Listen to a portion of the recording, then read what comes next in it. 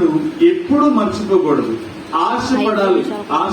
ఈ రోజు దేవుని సన్నిధికి వెళ్ళి ఏమి నేర్చుకోవాలి అనే ఆశ మనలో ఉన్నాడు. ఆశ లేనప్పుడు మనం ఎట్లా ఉంటాం తెలుసండి? ఆశ లేనప్పుడు నిర్జీవమైన వ్యక్తులుగా ఉంటాం. విశ్వాసకి ఏముండాలి? తపన ఉండాలి. వ్యవసాయదారునికి ఏముండాలని చెప్పాను చెప్పండి?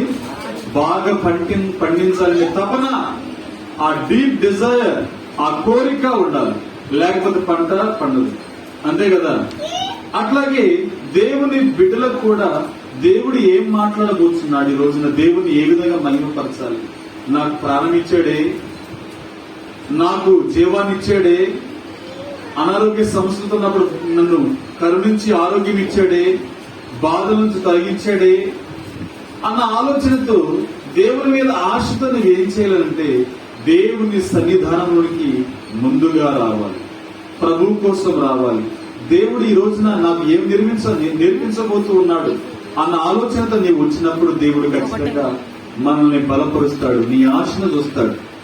అందుకని ఒక జంతువుని దేవుడు ఎగ్జాంపుల్ గా చెప్తున్నాడమ్మా. కీర్తన గ్రంథం 42వ అధ్యాయం 1వ వచనంలో, దుప్పి నీటి వాగుల కొరకు ఆశపడినట్లు దేవా నీ కొరకు నా ప్రాణము ఆశపడుతున్నది. దేంతో పోలుస్తున్నాడమ్మా? దుప్పితో పోలుస్తూ ఉన్నాడు. దుప్పి నీటి వాగుల కొరకు ఆశపడుతుందంట. నీటి వాగుల కొరకు ఆశపడుతుంది.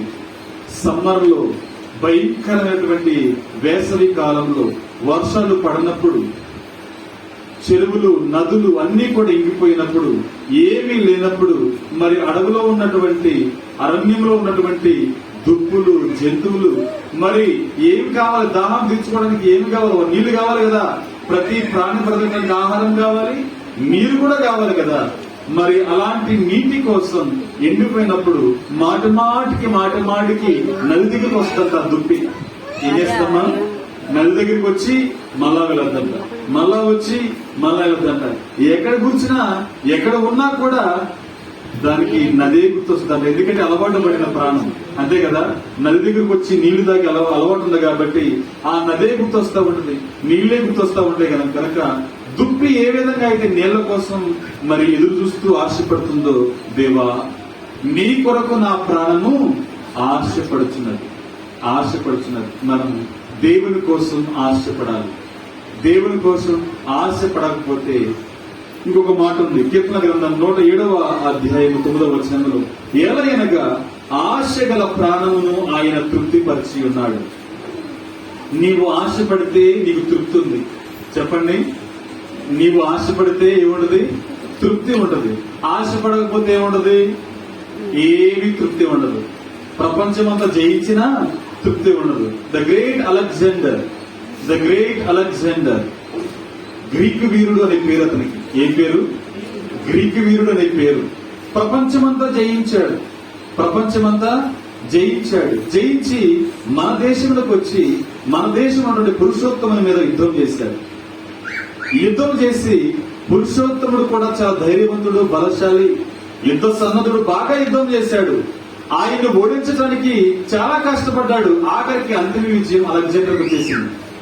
అలెగ్జాండర్ గెలిచాడు.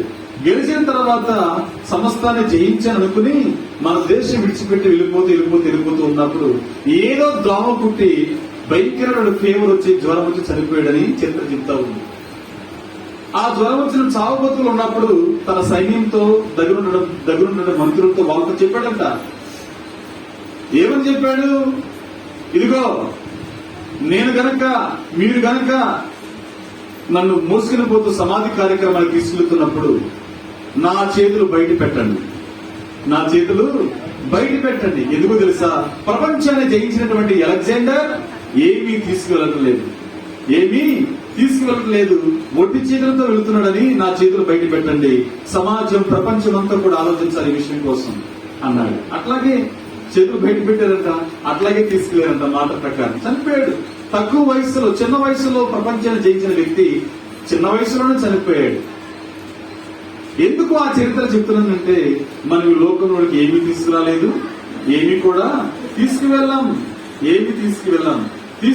తీసుకువెళ్ళేది ఒకటే ఉంది. ఏంటో తెలుసా? రక్షణ, మన విశ్వాసం, పరిశుద్ధత, దేవుని యందు భయభక్తులు. యేసు ప్రభు మనకు జీవం